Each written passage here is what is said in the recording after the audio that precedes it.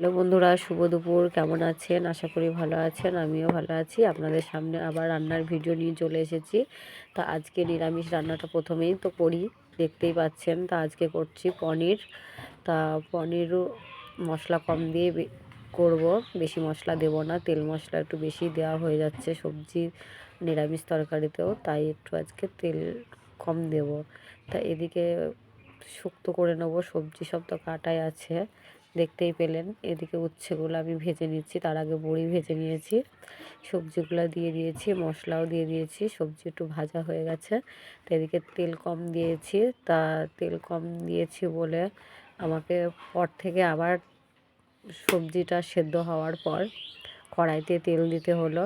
ফোড়ন দিয়ে আমাকে আবার তরকারিটা দিয়ে নেড়ে ছেড়ে নামিয়ে নিলাম, কারণ মা বলছিল তেল একটু খুবই কম হয়েছে, যার জন্য আমি আরেকবার তেল পেরে নিলাম।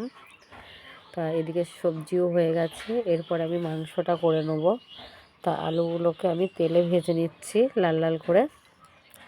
তা আলু ভাজা হয়ে গেছে, দেখতেই পাচ্ছেন। তা আমি একে একে আলুগুলো সব তুলে নেব।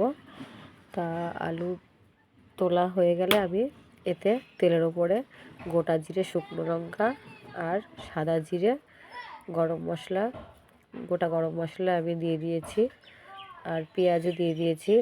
ভাজা হয়ে গেলে বাদামি রং চলে আসলেই আমি মাংসগুলোকে চিপে চিপে দিয়ে দিয়েছি, দেখতেই পাচ্ছেন। একটু হলুদ দিয়ে আর লবণ দিয়ে মাংসটাকে আমি ভালো করে ভেজে নেব। তা মাংসটা আমি 20 মিনিট ধরে ভেজে নেব, কারণ মাংস যত ভাজবো তত টেস্ট হবে আর সেদ্ধও হয়ে যাবে তাড়াতাড়ি।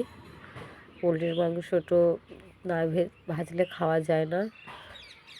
তা এরপরে আমি আলু দিয়ে দিয়েছি, তার আগে আমি মশলা দিয়ে কষিয়ে নিয়েছি। কষানো হয়ে গেছে।